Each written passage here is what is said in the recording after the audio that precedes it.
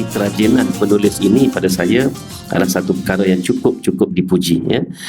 Iaitu bila selama ini kita bercakap tentang akhlak, tetapi hari ini dengan adanya kitab ini kita ada fokus tentang akhlak tadi, ya, berdasarkan daripada Sahih Bukhari dan Muslim pula, iaitu dua kitab hadis yang autoriti, ya, yang dianggap sebagai selepas daripada Al-Quran, Bukhari dan Muslim lah rujukan autoriti. Assalamualaikum warahmatullahi wabarakatuh. Bismillahirrahmanirrahim.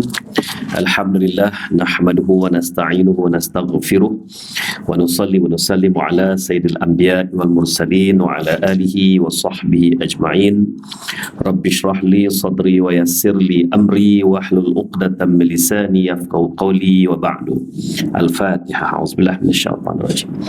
Bismillahirrahmanirrahim. Alhamdulillah rabbil alamin. Ar-Rahmanir Rahim. Maliki yaumiddin. Iyyaka na'budu wa iyyaka nasta'in. Ihdinas siratal mustaqim. Siratal ladzina an'amta 'alaihim ghairil maghdubi 'alaihim waladdallin. Amin. Amin ya rabbal alamin. Alhamdulillah, Puan Hajah Salwa dan seluruh muslimat serta muslimin pada pagi ini, alhamdulillah, siri kedua kita dalam kitab Indahnya Akhlak Rasulullah sallallahu alaihi wasallam, ya. Dan saya galakkanlah tuan-tuan dan puan-puan memiliki kitab ini kerana tuan-tuan dan puan-puan yang dah beli tu cuba survey sikit, ya. Kitab ini memang ditulis oleh orang baru, ya, bukannya ulama lama dan ulama besar pun tidak, tetapi kerajinan penulis ini pada saya adalah satu perkara yang cukup dipuji, ya. Iaitu bila selama ini kita bercakap tentang akhlak, tetapi hari ini dengan adanya kitab ini kita ada fokus tentang akhlak tadi, ya, berdasarkan daripada Sahih Bukhari dan Muslim pula, iaitu dua kitab hadis yang autoriti, ya, yang dianggap sebagai selepas daripada Al-Quran, Bukhari dan Muslim lah rujukan autoriti dalam apa sahaja bidang, termasuk bidang hukum, ya. Jadi itu yang istimewanya kitab ini. Mula-mula dapat kitab ni agak lama, ya. Bila saya beli kitab ni, saya rasa kitab ni saya tidak beli, yang ada di tangan saya ni dihadiahkan dalam satu program. Agak lama kitab ini, sehinggalah bila saya buat rujukan tu, dan saya belik satu dua satu, kata ini dah lengkap, dah boleh buat satu kertas kerja lain pula, kan, untuk apa yang saya usahakan tu, tak payah buka kitab-kitab besar dah, ya. Itu yang saya akhirnya menelaah kitab ini, dan saya dapati ia ada satu yang istimewa atas kerajinan penulisnya, yang menggabungkan hadis-hadis lain selain daripada hadis-hadis asas di dalam Bukhari dan juga Muslim itu sendiri. Itu yang bagusnya kitab ni, ya. Jadi kalau tuan-tuan perempuan nak buat usrah pun bagus juga, ya. Usrah di rumah contohnya, ahli keluarga, adik-beradik ada 10 orang, ya. Kalau 10 orang tu, kalau dah gabung suami isteri dah 20, kan. Lepas tu menantu pula, kan. Dah berapa dah, ya. Anak dulu, anak menantu anak pula, kan. Katalah anak 5 orang atas satu keluarga, 50 dah, campur dengan menantu lagi, ya, memang dah satu kelas dah, kan. Jadi boleh buka buku ni, ya, bab akhlak, ya, bab akhlak kita baca, tak usah hurai pun, baca je, kan. Kadang-kadang baca tu pun sudah menyentuh hati, kan. Kalau hurai kan dia pun Mak Angah ni nak menyidik kita ni, kan. Aku baca kitab ni, kan. Contohnya dah, begitu. Jadi buat usrah, buat apa, itu salah satu daripada usaha terbaik lah, ya. Ini sebab tu saya cadangkan kitab ini. Baik, masih dalam topik pertama, iaitu berkenaan dengan tawaduk, rendah hati. Betapa rendah hatinya Rasulullah SAW itu, sehingga baginda yang telah diberi dengan segala kelebihan itu juga memiliki sifat tawaduknya. Muka surat 3, ya. Larangan sombong di dalam Al-Quran. Al-Quran melarang manusia bersikap sombong, sebaliknya menganjurkan mereka bersifat ataupun bersikap rendah hati, dan larangan ini antaranya terdapat dalam rangkaian ayat yang mengisahkan tentang nasihat Luqman kepada anaknya. Okey. Ini satu kunci saya nak bagi, ya. Kuncinya ialah 14 wasiat Luqmanul Hakim kepada anaknya itu ada dalam ayat 12 sampai 19 surah Luqman. Okey, ya, berarti ayat 12 sampai 19 surah Luqman. Dan dalam surah Luqman ini Allah Ta'ala bagi terus sikap-sikap yang telah dinasihatkan oleh Luqman kepada anaknya. Dalam masa yang sama juga, nasihat-nasihat tertentu dalam surah Luqman ini telah diulang oleh Allah Subhanahu Wa Ta'ala dalam banyak tempat di dalam surah-surah yang lain pula. Itu yang kalau kita buat kajian, kita akan dapat satu topikal, dapat satu maudu'i, ya, tentang sikap-sikap dan juga akhlak ni tadi. Contohnya saya ambil dalam surah Luqman dalam surah Luqman, iaitu wala tusa'ir khaddaka lin-nasi wala tamshi fil ardi maraha innallaha la yuhibbu kulla mukhtalin fakhur, ya, iaitu nasihat Luqman kepada anaknya dalam ayat ke-18 surah Luqman.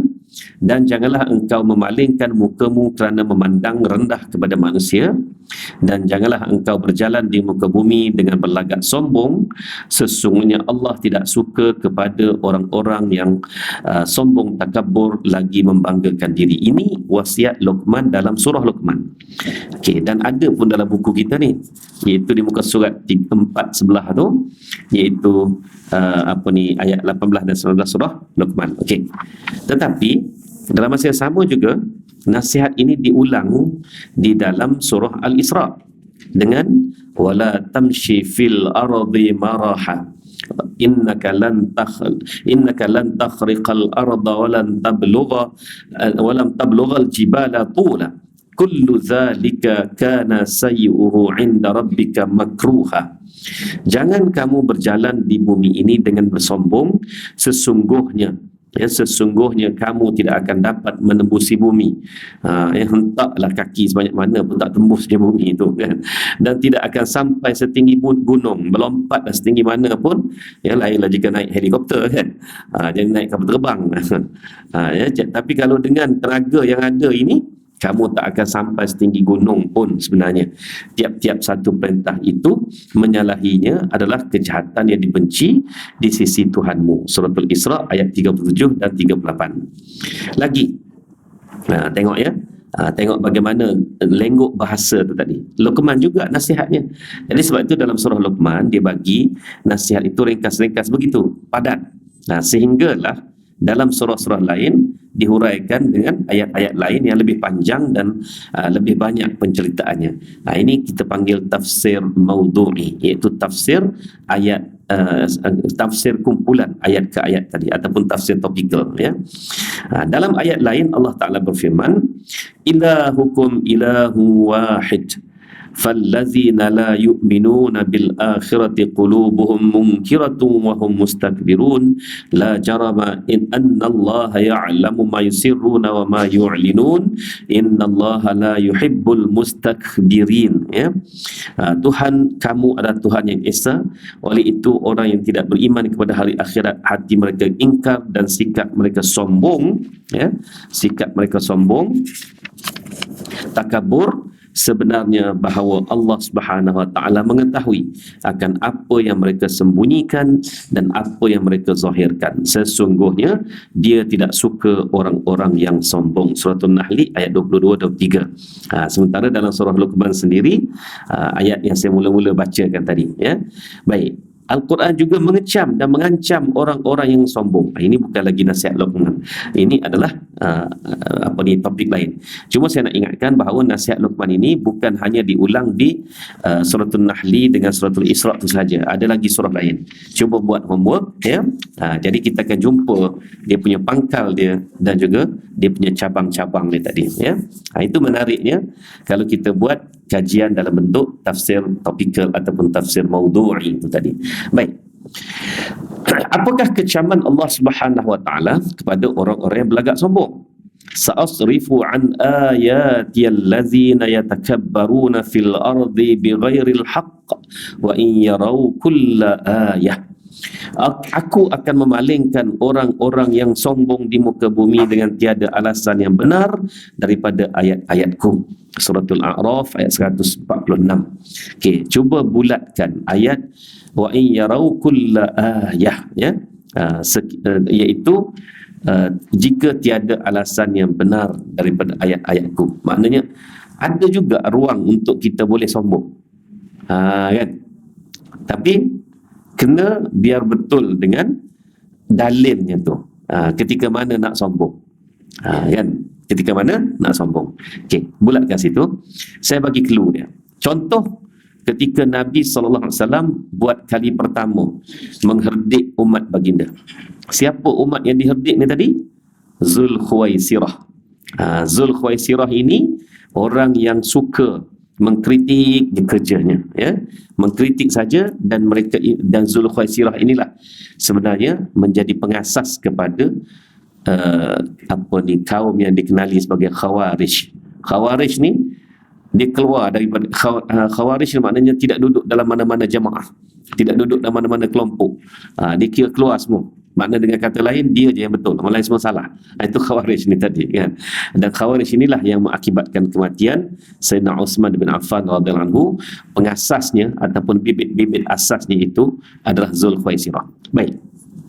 Suatu hari dalam perang Hunain, iaitu selepas daripada pembukaan kota Mekah, Nabi SAW pada 1 Syawal tahun tersebut, ketika masih lagi merayakan Aidilfitri di mana? Di kota Mekah, tuan-tuan, buat kali pertamanya merayakan Aidilfitri di kota Mekah, dikejutkan dengan kedatangan orang-orang Hunain, orang-orang Hawazin, di mana?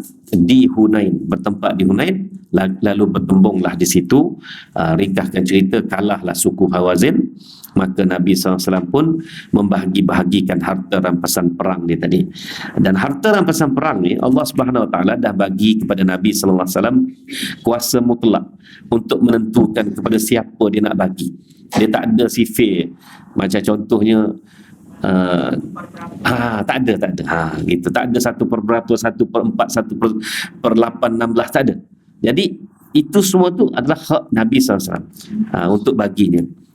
Ya, walaupun dari satu sudut asasnya ada, iaitu 2/5 untuk bagi kalangan tentera, 2/5 simpan dalam Baitul Mal, 1/5 untuk Rasulullah SAW sahaja. Memang ada.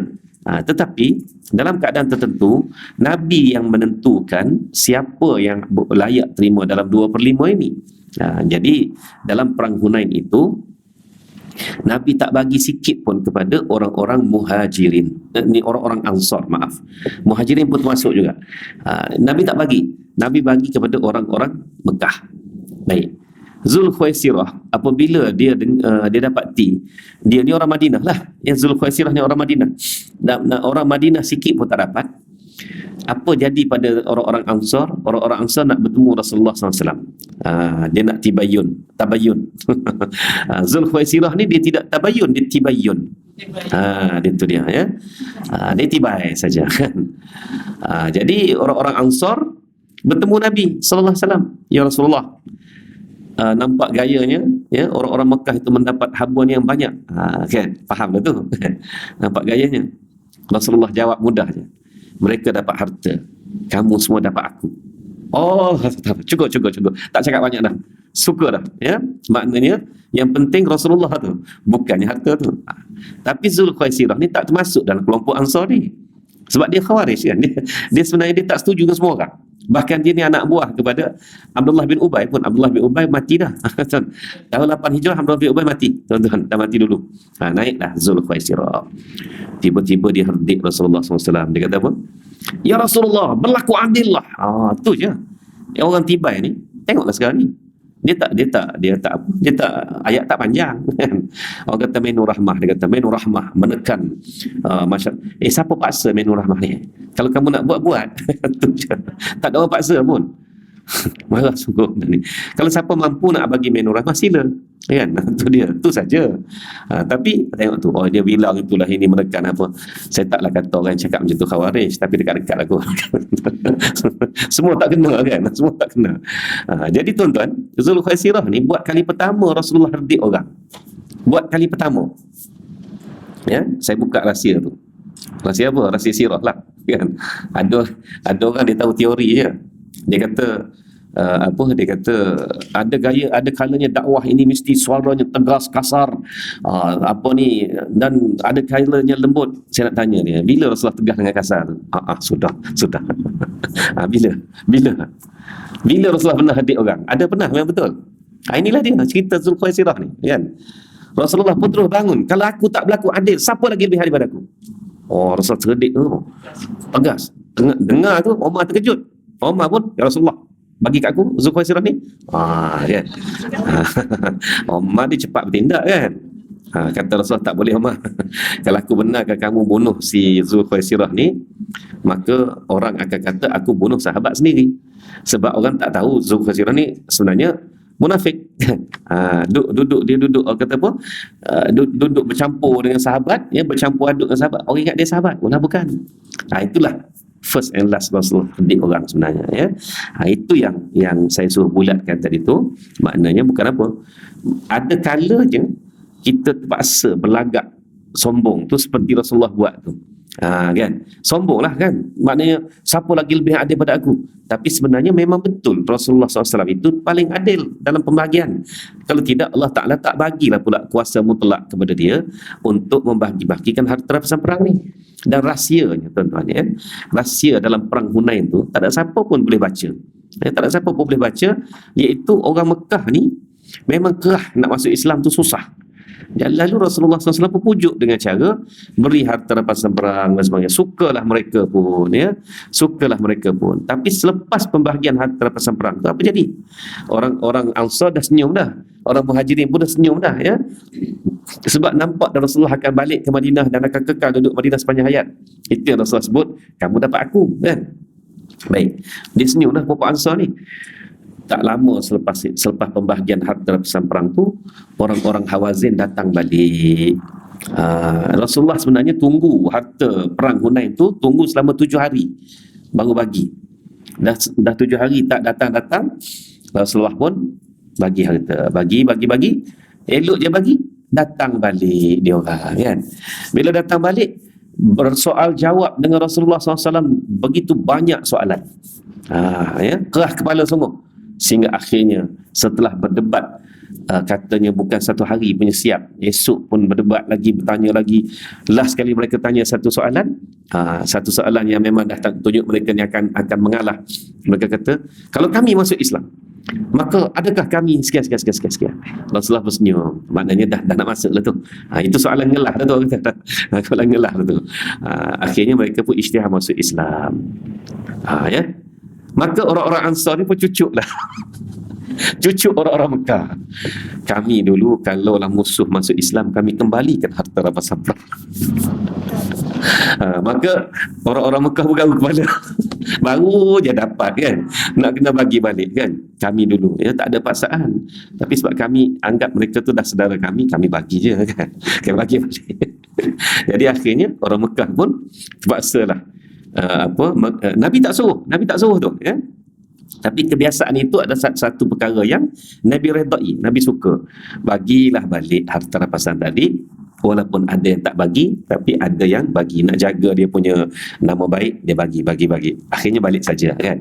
Di situ tarbiyah tu cukup tinggi, cukup besar kepada orang Mekah ni, bahawa yang kamu duk berperang dengan kami dulu, inilah keadaannya, ya. Kami tak nak pun harta kamu, tapi kalau kamu dah tinggalkan, itu bahagian kami lah, ya. Tapi kalau mereka dah memeluk Islam, kami tak ambil pun harta tadi. Jadi secara tak langsung, orang Mekah tu sepanjang 8 tahun mereka melawan Rasulullah SAW tu, 8 tahun selepas hijrah, cukup dengan satu peperangan mereka tertarbiyah keseluruhannya. Ini perkara-perkara yang tak nampak sebenarnya, kan. Sebab itulah ayat ini bila menyebut berkenaan dengan sombong yang dalam dalil ayat-ayat kamu, ini bukan mudah nak apply sebenarnya. Bukan mudah nak apply kepada kita pada hari ini, kalaulah sempadannya seperti mana yang Rasulullah SAW sebutkan tadi, ya. Begitulah. Jadi pendek kata, kita ini tidak ada alasan untuk jadi sombong kerana tidak ada dalil mengesahkan kesombongan kita itu tadi. Itulah nak ceritanya. Okey. Baik. Allah Ta'ala berfirman lagi, Kazalika yatba'ullahu ala kulli qalbi mutakabbirin jabbar. Demikianlah Allah memeteraikan di atas hati orang-orang yang sombong lagi bermaharajalela. Iaitu surah Ghafir ayat 35 yang membawa maksud orang sombong ini, ya, hatinya sudah dicop dan tidak akan mudah mendapat hidayah. Dibimbangi kematian itu boleh membawa kepada kekufuran, mati dalam kafir dan kufur. Itu yang takut sangat tu, ya. Kalau tidak pun mati di dalam dosa yang besar lah, iaitu takabur masuk dalam dosa besar. Kena baca kitab Kabair, Kabair oleh Az-Zahabi. Itu memang dikumpulkan 70 dosa besar di dalam kitab Al-Kabair, ya. Gitu. Di dalam Al-Quranul Karim, Allah Subhanahu Wa Taala menunjukkan nasib orang yang sombong di hadapan kawan-kawannya.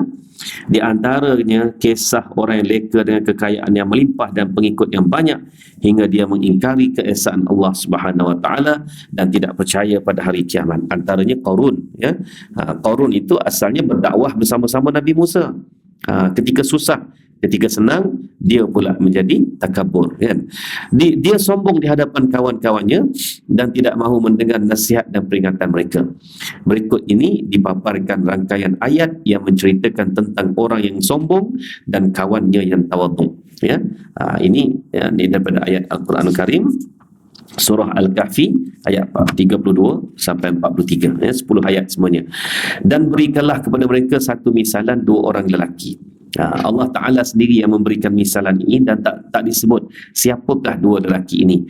Namun sudah pasti dua lelaki ini adalah hamba Allah yang pernah wujud dan zahir pada satu masa.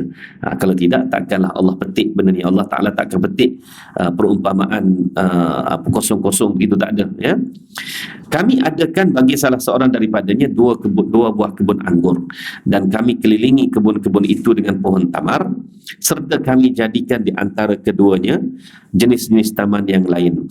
Kedua-dua kebun itu mengeluarkan hasil dan tiada mengurangi sedikit pun daripada hasil itu, dan kami alirkan di antara keduanya sebatang sungai. Jadi kebun itu bayangkan anggur dengan apa itu kurma, kan? Anggur dengan kurma. Okey, bagi orang yang celik dari sudut scientific ini tadi, ya, dia akan terfikir kenapa Allah Ta'ala sebut anggur dengan kurma, kan? Sebut anggur dengan kurma. Jadi di sinilah nak ceritanya manfaat yang Allah Ta'ala beri ini maksimum. Anggur dengan kurma ni tadi. Cuba kaji, apakah kelebihan anggur, apakah kelebihan kurma, kan? Sehingga dua-dua ni jadi perumpamaan Allah Ta'ala. Baik. Lepas tu kedua-dua kebun ni tadi Allah Ta'ala alirkan sebatang sungai pula, mendapat manfaat secara langsung. Tuan kebun itu mempunyai harta, lalu berkatalah dia kepada rakannya semasa dia berbincang dengannya, aku lebih banyak harta daripadamu dan lebih berpengaruh dengan pengikut-pengikutku yang ramai. Dan dia masuk ke kebunnya sedang dia berlaku zalim kepada dirinya sendiri sambil dia berkata, aku tidak fikir kebun ini akan binasa selama-lamanya. Maknanya dia dah kufur lah tu sebenarnya tu, ya. Dan aku tidak fikir hari kiamat akan berlaku, dan jika aku dikembalikan kepada Tuhanku, maknanya dia percaya lagi, percaya kematian, ya, tentulah aku akan mendapat tempat kembali yang lebih baik daripada ini. Dia berkata kepada dirinya sendiri, dia takabur senyap-senyap, kan. Berkatalah rakannya kepadanya semasa dia berbincang dengannya, patutkah engkau kufur ingkar kepada Allah yang menciptakan engkau daripada tanah, kemudian daripada air benih, kemudian dia membentukmu dengan sempurna sebagai seorang lelaki? Tetapi aku sendiri percaya dan yakin dengan sepenuhnya bahawa dialah Allah Tuhanku, dan aku tidak sekutukan sesuatu pun dengan Tuhanku.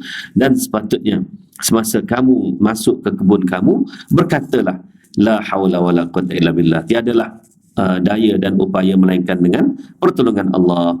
Kalau engkau memandangku sangat kurang tentang harta dan anak berbanding denganmu, maka mudah-mudahan Tuhanku akan mengurniakan daku lebih baik daripada kebunmu ini.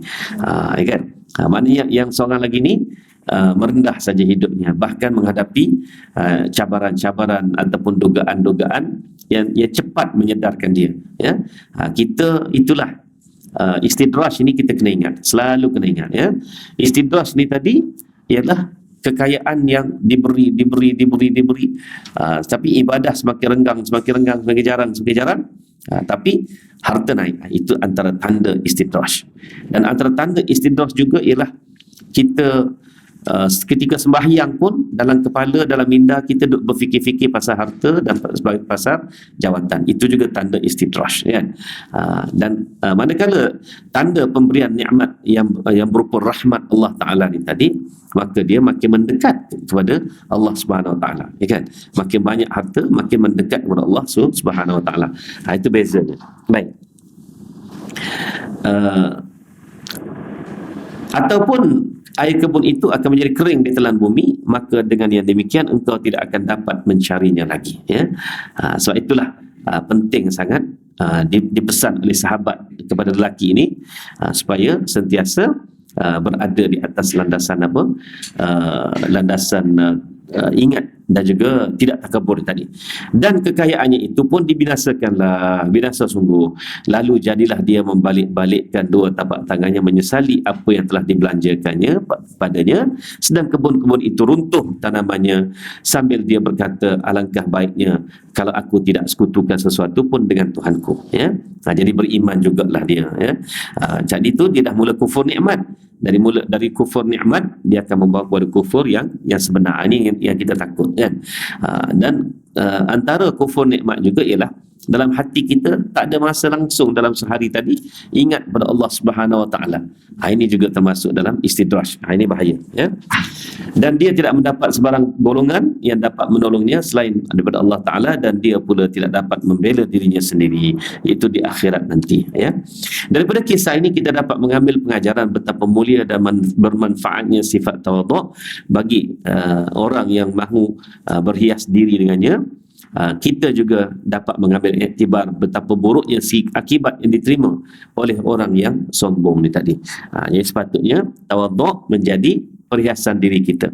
Manakala sombong adalah satu kenadiran diri kita kepada sikap-sikap mazmumah seperti itu. Contoh lain yang diceritakan oleh Al-Quran berkenaan dengan bahaya sikap sombong ialah kisah Iblis. Kisah Iblis ni Allah Ta'ala cerita direct, sebut nama. Macam tadi Allah Ta'ala tak sebut nama dia, kan? Yang ini direct, itu pasal Iblis. Ketika itu Iblis yang enggan memberi penghormatan kepada Nabi Adam AS, akhirnya Allah Subhanahu Wa Taala menjauhkannya daripada rahmat Allah dan berfirman, dan tatkala Tuhanmu berfirman kepada para malaikat, sesungguhnya aku ciptakan manusia daripada tanah yang kering, berasal daripada lumpur yang terbentuk ataupun yang berbentuk. Kemudian apabila aku sempurnakan kejadiannya serta aku tiupkan padanya roh daripada ciptaanku, maka hendaklah kamu sujud kepadanya. Ini perintah Allah Subhanahu Wa Taala kepada Iblis. Setelah selesai kejadian Adam, maka sujudlah sekalian malaikat, semuanya melainkan Iblis. Ia enggan turut bersama mereka yang sujud, dan Allah Ta'ala berfirman, hai Iblis, apa sebabnya engkau tidak turut bersama mereka yang sujud itu? Iblis menjawab, aku tidak patut sujud kepada orang yang engkau jadikan dia daripada tanah liat yang kering, berasal daripada tanah lumpur yang terbentuk. Dan Allah Ta'ala berfirman, kalau demikian keluarlah engkau daripadanya, iaitu dari syurga, ya, kerana sesungguhnya engkau dari sekarang ke masa hadapan adalah terkutuk, dan sesungguhnya engkau ditimpa laknat terus menerus hingga ke hari kiamat. Surah Al-Hijr ayat 28 hingga ayat 35, ya. Itu juga dalil-dalil tentang bagaimana Allah Subhanahu Wa Taala membenci sifat takabur kepada makhluknya. Baik, Allah Subhanahu Wa Taala mencipta Adam daripada tanah liat kering yang berasal dari lumpur hitamnya dibentuk. Kemudian Allah Subhanahu Wa Taala memberikan roh kehidupan ke dalam tanah liat itu, maka jadilah Adam sebagai manusia dalam bentuknya yang sempurna, ya. Kemudian Allah Subhanahu Wa Taala menyuruh malaikat sujud, yakni sembah sujud, penghormatan, memberi penghormatan kepada Nabi Adam. Jadi sujud di dalam syurga tadi itu ada sujud penghormatan, yang mana sujud penghormatan ini dalam syariat Nabi-Nabi sebelum Nabi Muhammad SAW adalah diperbolehkan, ya. Baik. Tapi dalam syariat Nabi Muhammad SAW tak boleh, hatta nak sujud kepada ibu sekalipun. tak boleh juga kan. Cara hormat pada ibu, carilah hormat lain. Hormat bapa pun carilah hormat lain selain daripada sujud di kaki ibu ni tadi. Tak boleh sebab sujud sesama manusia itu haram. Ya. Tak apalah, biarlah kaum dia. Kaum dia. Kita cerita kaum kita dan juga agama kita kan. Sebenarnya gini, antara agama dia tu dengan kita sekarang, mana lebih dulu? Dia dulu. Dia dulu mungkin pada masa itu dia masih lagi terpengaruh dengan syariat Nabi-Nabi terdahulu. Itulah dia terbawa sampai sekarang. Jadi bila datang Nabi Muhammad SAW, syariatnya mengharamkan sujud di kaki. Bahkan Nabi pernah sebut, kalaulah dibenarkan sujud di kaki, maka yang mula-mula aku suruh sujud di kaki ni siapa dia? Isteri kepada suami-suaminya pun tak boleh. Maknanya nak hormat macam mana pun tak boleh kan. Begitu. Jadi itulah tandanya bahawa dalam syariat Muhammad tak boleh. Jadi apabila mereka yang selama ni ada mengikut syariat terdahulu yang sudah dibatalkan, bila dia memeluk Islam, dia kena batal kalau amalan dia tu, dia kena ikut Nabi Muhammad SAW. Itu sistem yang telah diaturkan tadi ya. Begitu. Baik, jadi Adam, Iblis dan juga para malaikat disuruh sujud kepada Adam bukan untuk menyembah, tahu, dia untuk memberi penghormatan. Para malaikat memenuhi perintah Allah Subhanahu Wa Taala tersebut dengan penuh taat, maka mereka bertemu Nabi Adam alaihissalam dan tunduk sebagai tanda hormat. Namun Iblis yang berada bersama-sama malaikat enggan melakukan hal itu dan dia menentang perintah Tuhannya, berlagak sombong dan akhirnya termasuk dalam golongan yang kafir dan dihalau keluar dari syurga ya. Kenapa dia dihalau keluar dari syurga? Tak bolehkah Allah Ta'ala maafkan? Itu jawapan-jawapan yang ada dalam ilmu kalam kan. Ilmu kalam ni sifat 20 apa itulah kan. Jadi golongan yang tak suka belajar akidah melalui ilmu kalam ini, mereka hanya belajar melalui ayat-ayat Quran dan sebagainya, mereka tak tambah dah. Dua-dua kaedah, dua-dua metod ni betul sebenarnya. Dua-dua metod ni betul. Jadi masalahnya apabila saling salah menyalah. Jadilah gaduh kan. Dulu dikenali dengan kaum muda, kaum tua. Sekarang dikenali dengan gelaran lain. Lagi 20 tahun, gelaran lain pula. Percayalah. Kalau kita umur panjang nanti kita tengok, dulu saya ingat saya orang pergaduhan macam ni dia gelar lain kan. Sekarang dia gelar lain pula kan. Itu dia. Kalau kita dapat hidup lagi 100 tahun pula, na'udzubillah kan. Ya. Apa ni, kenapa saya kata na'udzubillah? Kadang-kadang 100 tahun tu dah hilang, lu sudah minda kan. Itu dia. Jadi kita kenapa mana manusia ni akan bergaduh je setiap masa. Bergaduh setiap masa sebenarnya kan. Dia akan cari juga alasan untuk bergaduh. Walhal alasan untuk berbaik tu banyak sangat. Kan, banyak sangat. Jadi dalam ilmu kalam kan, dia bahas benda-benda macam ni. Antaranya kenapa iblis dihalau keluar. Kan? Kenapa Allah Ta'ala tak ampunkan dosa si iblis ni tadi? Kan, dosa Azazil sehingga dia digelar iblis. Kenapa tak boleh ampunkan ke? Pertama sekali, dia tak minta ampun tu. Dia istimrar dengan kedegilan dia. Dia istimrar dengan kedegilan dia. Dan kenapa dihalau dari syurga? Sebab dalam syurga ni tak boleh ada perkara yang mazmumah, sombong, tak ada. Bukan tempat dia. Dalam syurga ni nanti. Ya, dalam syurga ni nanti semuanya waqilan salaman salama. Ya. Kedengaran dalam syurga nanti salam tu saja. Tak bunyi dah orang sombong. Orang nak cerita apa pun tak ada dah kan. Orang saya masa di dunia dulu qiyamul lail tak tinggal kan. 50 tahun kan. Seronoknya saya mula qiyamul lail umur 20 kan, mati umur 70, 50 tahun qiyamul lail. Tak ada dah, orang tak cerita dalam syurga sebab dah dapat dah habuan ni kan. Jadi syurga yang sama tu jugalah yang dihuni oleh Adam dan Iblis dulu. Sekarang dah dia tak nak berubah, sila keluar. Itulah perbahasan tu kadang-kadang seronok juga kita dengar kan. Walaupun ada kadang-kadang tu perbahasan yang tak perlu kita terbabit lah kan. Tapi bila ditanya kenapa ilmu kalam ni penting juga, kaedah ilmu kalam ni, kerana apabila ditanya soalan-soalan begini ya oleh non-Muslim khasnya, maka itulah jawapannya. Wa yarzuquhu man yasha wa yadkhuluhu man yasha. Ya, wa yadkhulul jannata may yasha. Kalimah may yasha maksud apa? Siapa yang dia kehendaki. Allah beri rezeki pada siapa yang dia kehendaki. Allah masukkan syurga siapa yang dia kehendaki. Allah masukkan ke neraka pun siapa yang dia kehendaki. Ada janggal tak ayat tu? Ya? Okey. Allah memberi rezeki kan, wa yarzuqhu min haitsu la yahtasib wa yarzuqu man yasha kan, wa may yattaqillah kan. Okey. Jadi Allah Taala memberi rezeki kepada siapa yang dia kehendaki. Okey, betul. Allah memasukkan syurga juga siapa yang dia kehendaki. Allah memasukkan ke neraka juga siapa yang dia kehendaki. Ada tak rasa janggal ayat tu? Janggal, tapi ada syaratnya. Kan? Kita baik takkan. Ini soalan ni berkenaan dengan mayyasya ni, saya pernah ditanya bukan saja oleh Muslim, bahkan oleh non-Muslim seorang. Dia baca, macam mana nak faham, dia kata kan, Allah memasukkan syurga, beri rezeki apa kepada siapa dia kehendaki. Saya kata gini, pertama sekali kena kosongkan minda kita ni daripada sifat makhluk.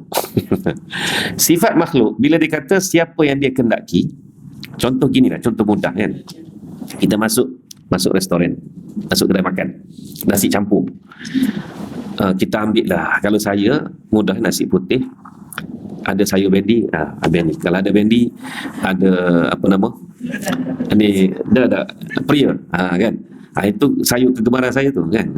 Kalau singgah di kedai, di mana kedai pun, itulah makanan saya. Sayur pria, sayur bendi, ikan keli balado ke apa kan. Tiba-tiba orang tanya saya, pasal apa ustaz makan lagu ni? Saya nak jawab apa? Suka hati saya lah kan. Saya makan apa yang saya nak makan. Jangan pula tanya, kenapa ustaz nak makan tadi? Saya akan jawab apa? Saya nak makan sekarang. Duduk jadi. Maknanya pilihan makhluk ni dia macam tak ada alasan. Alasannya saya nak. Tu dia. Ataupun dia tengah bagi duit kan, contohnya bagi sedekah, tiba-tiba bagilah RM5 lah contohnya, dia ada selonggok RM5 ni, dia bagi 5, tiba-tiba dia tengok pakcik ni, dia pun bagilah dua keping 5. Orang tanya dia, pasal apa bagi 2 ke dia, orang lain semua 1? Ikut saya lah saya kan. Ini mayyasya ni dari sudut manusia, kena buang yang tu. Ini bukan mayyasya yang manusia, tidak. Ya, mayyasya Allah Ta'ala ni pertama sekali ialah Allah dah letakkan sistem. Itu dia sistemnya. Siapa berbuat baik, beramal dengan ikhlas, dengan jujurnya, dengan akidahnya, maka dia akan mendapat syurga. Ya kan? Siapa yang beramal dengan begini gitu tapi ada niat lain kan, turun PM saja, dia pun mulalah buat taja tu, taja ni, taja. Kalau tak ada PM, tak ada MB ke, haram dia tak bagi. Ini mayyasya, ini Allah Ta'ala letak dah sistemnya siapa. Dan yang peringkat ketiganya pula, yang kita nak kena faham mayyasya ni, orang ni bagi sedekah kan, orang ni bagi sedekah juga. Kita tak berhak, bukan saja kita tak boleh tahu ya, ataupun kita tak tahu, kita tak berhak tanya, awak ikhlas ke bagi ni? Kan, awak ikhlas tak bagi ni kan, contohnya tak berhak pun tanya. Ya. Dan hakikatnya kita juga tidak tahu siapakah yang bersedekah ni tadi yang sememangnya ikhlas kepada Allah Ta'ala, lillahi ta'ala kan. Tak tahu. Sebab itu yang tahu siapa? Hanya Allah yang tahu. Sebab itulah bila dia dimasukkan ke syurga, Allah tahu hakikat dia. Masalahnya kita ni banyak sangat dengan cerita-cerita yang kita tak tahu sahih ke tidak. Contohnya cerita yang masyhur dari zaman kita kecil lagi. Ada 2 beradik. Adik ni soleh, duduk di anjung masjid, anjung masjid saja, beribadah, beriktikaf je. Abang ni pula jenis lara, minum arak lah apa dan sebagainya. Satu ketika abang dia ni minum arak sehingga sehingga mabuk ya, tertidur dalam longkang. Kan? Dia sedar pagi esok, dia kata, ya Allah, lagu ni ke hidup aku ni kan, sampai tidur dalam longkang kan.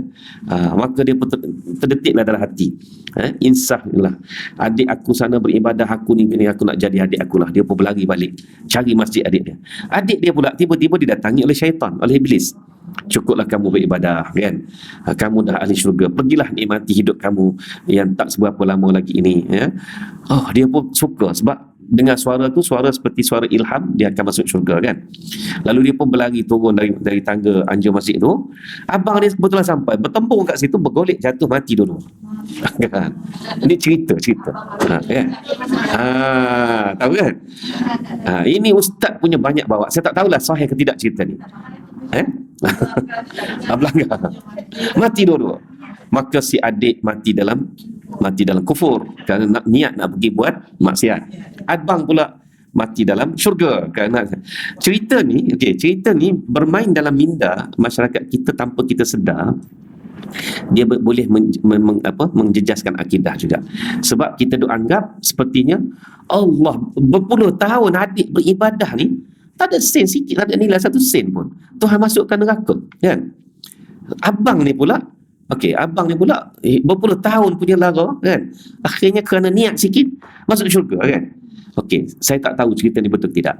Andailah cerita ni betul, andailah cerita ni betul, dalam hati si adik dan si abang kita tak tahu, hanya Allah yang tahu.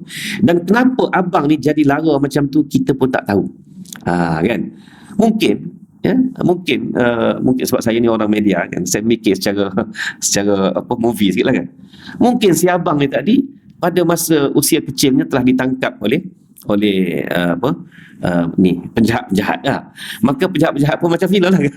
Maka hiduplah dia dalam keadaan kejahatan. Adiknya pula dipelihara oleh seorang ulama kan, ulama yang baik, yang jaganya, tapi hatinya siapa tahu. Hati si abang tak ada siapa tahu. Kalaulah cerita ni betul pun kan, kalau cerita ni betul lah berlaku dalam umat terdahulu, maka itulah hakikatnya. Allah Ta'ala tahu tentang hamba-hambanya yang mana yang mukhlis ataupun yang taghut yang tadi, ataupun yang lara ni tadi kan. Itulah jawapan mayasyak ni. Bukan semata-mata ikut Allah lah, Allah nak pilih. Itu tak betul. Ayat tu dah tak betul. Ikut Allah lah, Allah nak pilih siapa pun. Mana untuk masuk syurga dia. Ayat tu dah tak betul sebenarnya. Sebab kita tak betul-betul develop akidah, ya, pemahaman akidah ni dalam minda anak-anak kita, masyarakat kita, sehingga mereka boleh jadi berfikir dengan betul, sehingga memahami setiap patah ayat Al-Quran tu tadi. Tak adalah saya kata saya faham semua, tidak. Tapi dalam bab mayasyak ni saya dah kaji. Sebab ditanya, termasuk di non-Muslim pun yang mendesak kita mengkaji. Rupa-rupanya dia balik ke situ. Dia balik ke soal sistem. Oleh itu, kita yang baik-baik saja ni, ya, yang dilahirkan oleh ibu yang baik-baik, dididik oleh bapa-bapa yang baik-baik kan, bersuamikan, beristrikan orang yang baik-baik, teruskan baik-baik sajalah, tak usah risaulah kan. InsyaAllah lah kita berada pada landasan yang betul. Jangan pula letak dalam hati kita, masuk syurga ke aku ni kan, Allah nak ke aku ni itu sudah jatuh kepada sangka buruk pada Allah. Tu dia terikat dengan kot tu pula. Maknanya kita ni ke depan pun ada sistem, ke belakang pun ada sistem. Nampak tak ya? Ini dia. Perkara ni kita kena terapkan ya, dalam minda anak-anak kita ni biar betul akidahnya. Sementara anak-anak yang umur 7-8 tahun dia dah mula bertanya, jawab dengan betul, terangkan dengan betul. Jangan acuh tak acuh.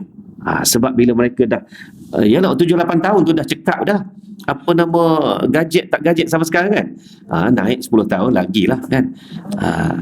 Kita kalau dia dah bagi password dia tu, anak saya sendiri ni, dia dah bagi password tu, puas fikir kita nak buka ni, apalah password dia ni. Dah tuanya pergi sekolah dah kan, dah handphone buruk kita, handphone lama kita bagi kat dia.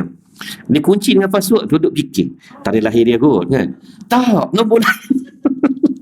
Sampai dia balik sekolah kata buka, dia pun titik-titik jap boleh buka.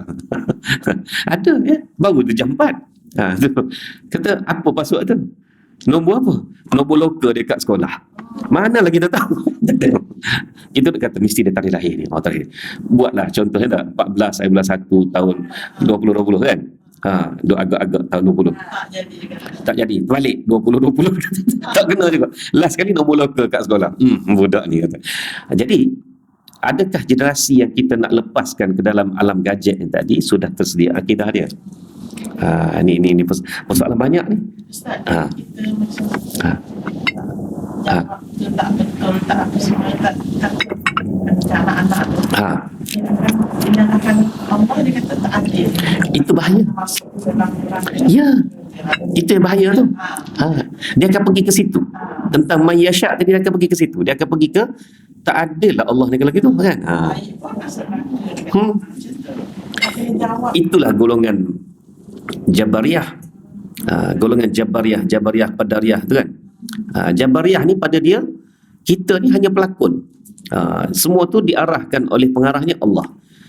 Jadi sebab itulah pada dia Jabariyah ni kita tak ada dosa, tak ada apa. Maksud nanti mati Allah tentukanlah nak siapa masuk syurga, masuk neraka. Dia macam tu Jabariyah ni. Jadi kita tak nak ayat mayasyak tadi menyebabkan terjadinya Jabariyah. Waliyazubillah kan. Okey. Sikit lagi. Tapi kalau kisah yang seorang pembunuh 100 orang tu, kan, itu memang sahih. Sebab Nabi sendiri cerita, dan Nabi beritahu pula ummatan ba'da Musa, ya, daripada kalangan umat selepas Musa. Makna Musa dah wafat dah. Itu terjadi kisah itu, maka malaikat pun mengukur. Ada dalam hadis Riyadhus Salihin, ya. Malaikat pengukur mana lebih dekat dia dengan tempat nak taubat itu dengan tempat negeri asal dia, tempat negeri yang maksiat tadi tu. Hanya sejengkal sahaja, sejengkal kesahasta terupa hadis tu, ya, maka dia masuk syurga. Itu dia. Itu hadis tu betul. Tapi yang cerita abang adik belanggar ni tadi ni, ini saya tak tahu sumbernya di mana, tak jumpa. Tapi cerita ni memang dari kecil lagi saya dengar. Okey. Okey, jadi okey. Kemudian Allah Ta'ala menyuruh malaikat, Allah Ta'ala bertanya kepada Iblis tentang alasan keenggangannya, dan Iblis mengira dirinya lebih mulia daripada Adam apabila dia membandingkan kejadian dirinya dengan kejadian Adam, dan Iblis menganggap Nabi Adam tidak mampu mengungguli darjatnya. Iblis pun berkata, qala ana khairum minhu khalaqtani min narin wa khalaqtahu min tin, ya, dan aku lebih baik daripadanya. Engkau ciptakan aku daripada api, sedang dia engkau ciptakan daripada tanah, ya. Itu surah Sad. Walau bagaimanapun Iblis ini tetap mengakui bahawa Tuhan yang cipta dia, Allah cipta dia. Sedangkan Qarun sampai tak mengaku dia diciptakan pula, kan. Jadi sampai mengaku Tuhan tu, Iblis pun itu jadi gurauan tu. Iblis pun terkejut dengan Qarun pula, Firaun. Iblis pun terkejut dengan Firaun sebab dia pun tak mengaku dia Tuhan, tetapi Firaun mengaku dia Tuhan. Itu satu bidalan tu, kan. Iblis dengan terang-terangan mempamerkan kemaksiatannya, menyombongkan diri di hadapan Tuhannya, dan menolak sujud terhadap makhluk ciptaan Tuhannya. Akhirnya dia termasuk golongan makhluk yang kafir. Perenggan inilah sebenarnya alasan kenapa dia dihalau dari syurga dan Allah tidak menerima taubatnya. Ya. Menyombongkan diri, mempamerkan kemaksiatan, maknanya normalisasi kemaksiatan, itulah dia perangai Iblis ini tadi. Dan Allah Subhanahu Wa Taala menghukum Iblis kerana kemaksiatan dan pembangkangannya ini, dan Allah Subhanahu Wa Taala berkata kepada Iblis, qala fakhruj minha fa innaka rajim wa inna 'alaika la'nata ila yaumiddin. Jadi kata-kata ini Allah Ta'ala tak tarik balik dah lah, ya, firman ini dah tak tarik balik. Muktamadlah bahawa dia kalau demikian keluarlah engkau daripadanya, kerana sesungguhnya engkau dari sekarang ke masa hadapan adalah terkutuk, dan sesungguhnya engkau ditimpa laknat terus menerus hingga ke hari kiamat. Okey, pada detik ini jika dia bertaubat, adakah Allah akan terima? Allah akan terima, ya. Sebab banyak hadis kursi yang menyebut bahawa Allah Subhanahu Wa Taala menerima taubat sesiapa sahaja hamba dia. Tapi Iblis tak terima juga. Maka keluarlah ayat, qala fa innaka minal munzarin ila yaumil waqtil ma'lum. Sebab apa? Sebab Iblis meminta kepada Allah untuk mengganggu manusia hingga hari kiamat dan hidup hingga hari kebangkitan. Dia minta yang tu. Jadi langsung dalam hatinya tidak takut, dan langsung dalam hatinya tidak takut. Itu yang kadang saya terbaca, kan. Saya suka baca kes-kes mahkamah ni, ya. Laporan mahkamah ni, hakim kata apa, ataupun pendakwa raya kata apa, orang kena tuduh tidak menunjukkan rasa kesal dan rasa menyesal pun, kan. Bahkan dia sepertinya berpuas hati dengan jenayah dia telah lakukan. Itu betul-betul memang seperti mana yang Iblis tunjuk, ya. Dia tak tunjuk rasa menyesal pun. Bahkan dia minta pula, baik, minta panjang umur je dia kata. minta panjang umur sampai hari kiamat baru mati, ya. Maka Allah Ta'ala kata, okey, maka sesungguhnya engkau daripada golongan yang diberi tempoh ataupun orang yang menunggu hingga ke hari yang akan dimaklumkan, iaitu apa? Hari kiamat itu tadi. Meskipun permintaannya diterima oleh Allah Ta'ala, iblis tetap tidak mahu bersyukur. Doa dia, permintaan dia, Allah terima, tak ada syukur pula. Qala fabima aghwaytani la'aqudanna lahum siratakal mustaqim. Oleh kerana engkau menyebutkan aku tersebut, demi sesungguhnya aku akan mengambil tempat menghalangi mereka daripada jalanmu yang lurus, ya. Jadi sebab tu kalau ada orang, ya, ingatlah ni muka surat ni, daripada muka surat 7 ni sampai muka surat 9 ni, sampai habislah, sampai muka surat 10 ni, ini jadikan hujah. Beberapa kali saya baca, saya tengok inilah rangkaian hujah yang cukup cantik. Kalau ada orang cuba-cuba nak bermain-main dengan kata-kata, contohnya kenapa iblis kekal dalam neraka, contohnya memang kekal dalam neraka, sedangkan dia kalau tengok pada ayat ni dia tetap mengaku Allah cipta dia, kan? Baca ayat-ayat seterusnya, jalinan ayat seterusnya, sebab dia memang nak duduk dalam maksiat, dia nak menghalang juga, dan dia telah murka kepada menimbulkan kemurkaan Allah Ta'ala. Dia challenge Allah Subhanahu Wa Ta'ala pada masa itu. Jadi nilai akidah lah, ya, nilai akidah yang dia mengakui bahawa Allah mencipta dia tu terkambus dengan sendirinya sebenarnya. Ini cantik ni, ya, rohani. Sebab tu saya kata buku ni bagus walaupun dikarang oleh orang yang baru, bukan ulama besar pun, ya. Okey. Dan dia bersemangat untuk menggelincirkan manusia ke jalan kesesatan pula, bukannya syukur. Kita sepatutnya bila kita minta sesuatu terus syukur, sebab tu kita kata amin. Amin tu tanda kita syukur, ya. Okey. Maka dia kata apa? Summa la'atiyannahum min baini aydihim wa min khalfihim wa min aymanihim wa an syama'ilihim wa la tajidu aktsarahum syakirin. Kemudian aku datangi mereka dari hadapan, belakang, kanan, kiri, dan engkau tidak akan mendapati kebanyakan daripada mereka adalah orang yang bersyukur. Mana output dia tu dah nampak dah. Orang-orang aku pengaruhi ni tak akan jadi orang bersyukur punya. Kemudian Allah Ta'ala menjauhkan iblis daripada rahmatnya, memanjangkan umurnya dan membebaskannya untuk menempuh jalan yang menjadi pilihannya. Dan Allah Ta'ala berfirman, ya, wastafziz min man istata'ta minhum bi sautika wa ajlib alaihim bi khaylika wa rajlika wa syarikhum fil amwali wal auladi wa wa'idhum wa ma ya'iduhum asyaitanu illa ghurura. Dan pujuklah, kata di sini Allah mula cabar, ya. Allah, sebelum itu maknanya Allah bagi peluang, tapi dia tak nak ambil juga peluang itu, maka Allah Ta'ala pun cabar balik dia. Dan pujuklah sesiapa yang kamu dapat pujuknya dengan suaramu, dan kerahlah pengikutmu yang berkuda serta yang berjalan kaki, dan campurlah dengan mereka dalam menguruskan harta dan anak-anak mereka, dan janjikanlah mereka padahal tidak ada yang dijanjikan oleh syaitan, itu melainkan tipu daya semata-mata. Itu yang Allah Ta'ala dah balas balik dekat iblis, ya. Syaitan memberikan janji-janji palsu. Syaitan ni adalah apa dia? Syaitan ni adalah sifat, ya, kepada iblis. Syaitan sifat iaitu memisahkan, suka memisahkan, itu maksud syaitan. Sebab itulah kita tidak minta a'udzubillahi iblisi minar rajim, ya tak? Apa ni ar-rajim, iblisir rajim, tak? Tapi sebaliknya kita a'udzubillahi minasyaitanir rajim. Jadi tak semestinya yang mari goda kita tu dan anak cucu kita Azazil sendiri, tidak, sesiapa sahaja. Ya, termasuklah juga anak cucu Azazil tadi, tentera-tentera Azazil tadi yang Tuhan sebut dalam ayat surah Isra ayat 64 ini, dan juga manusia-manusia yang telah disesatkan oleh siapa? Oleh tentera-tentera Azazil ini. Dan dia juga termasuk dari syaitan. Dan dia juga mari duk bisik kat kita, kan?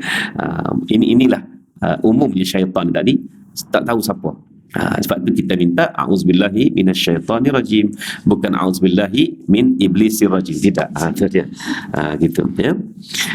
Okey, namun dia sama sekali tidak mampu menggoda orang yang akidahnya lurus, tekad dan semangat dalam melakukan kebajikan, kuat dan ikhlas dalam setiap gerak-gerinya, dan orang seperti ini tidak akan tergoda dengan tipu muslihat syaitan, dan telinga mereka tidak akan mendengar pujuk rayunya.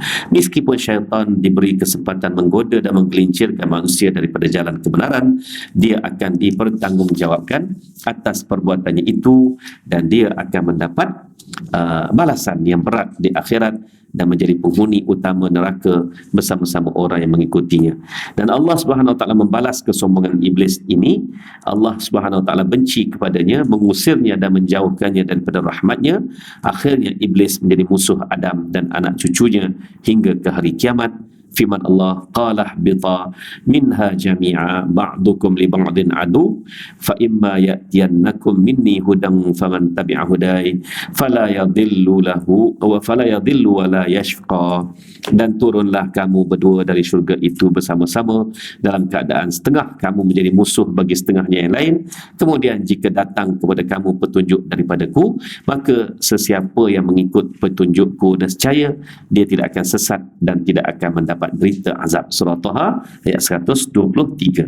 Begitulah kesudahannya kisah iblis dan Adam, dan ia cukup menjadi menjadi pedoman kepada kita, kerana sepertinya Allah Subhanahu Wa Taala tayangkan senario itu kembali, dan kita sepatutnya sebagai penonton ni tengok, oh macam ni kisahnya, ini asal usulnya. Maka kita pun menjauhilah daripada bisikan-bisikan iblis tadi. Dengan itu sifat takabur, sifat sombong pun tak ada dalam diri kita, ya. Sebenarnya tanpa kita sedari, sifat pertama yang keluar, sifat mazmumah, sifat tercela yang pertama yang keluar daripada diri kita ni, daripada hati kita ni, adalah sifat apa? Sombong. Sebenarnya apa dia? Iaitu kalau kita sentiasa beribadah, tunduk kepada Allah Subhanahu Wa Taala, maka kita akan jadi mengalah, tawaduk. Tapi once kita dah rasa macam tak ada apa-apalah, kan, tak ada apa-apalah, tu bermakna dah sombong kat situ. Dan sombong ni lah sifat pertama iblis yang ingkar kepada Allah Ta'ala sebelum sikap-sikap lain. Tak ada apa-apalah, kan. Orang tak tahunya, tengok, kan. Orang hulur duit contohnya, orang hulur duit, orang janji duit, kan, janji habuan ke apa ke, sedangkan kita memegang jawatan tertentu. Kalau kita sebenarnya menerima, sebenarnya kita sombong tu. Sombong apa? Sebab anggap tak ada orang tahu. Mana boleh tak ada orang tahu, kan. Allah Subhanahu Wa Taala akan buka juga sebenarnya untuk pertama kita insaf. Sebenarnya kita insaf, buka juga. Kalau tak terdedah rahsia tadi, dah jadi istidraj. Sebab tu tak insaf sampai ke sudah. Wallahu alam, ya. Itulah perkara-perkara jahat ini jangan sekali dicuba, insya-Allah. Baik, kita tangguhkan dengan tasbih kafarah dan juga surat al-subhanallah wa bihamdihi asyhadu an la ilaha illa anta astaghfiruka.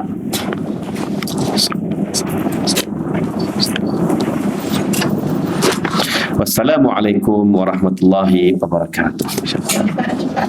Ya, ada cepat. Tanya sikit ni. Okey, boleh. Surah Kahfi pemuda, Ustaz. Ada soalan. Surah Kahfi mana? Pemuda, ya. Pemuda tu, ada yang bagi timpa musibah tu.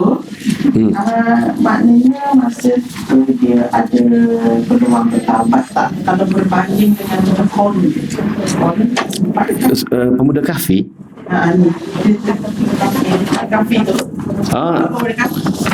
Dalam surah Kahfi, dua pemuda tadi. Okey. Jadi ada peluang tak dia bertaubat? dalam cerita ni, Pemuda yang sempurna ni. dalam cerita, baik. Pemuda yang sombong. Okey. Seorang kedua dia kebun. Dia kebun tadi. Baik, yang sombong. Okey. Yang sombong tadi tu bertaubatlah, sebab dia cerita tadi tu, alangkah baiknya jika aku ini tawaduk sejak dulu lagi. Ayat tu menunjukkan dia taubatlah. Sempat taubat. Korang tak sempat. Kebun dah habis dah. Jadi tu yang jadi lahirnya pepatah Melayu, sesal dahulu pendapatan, sesal kemudian tak berguna lagi. Itulah dia. Dah hancur dah kebun dia, baru dia nak taubat. Kan, betul. Okey, insya-Allah.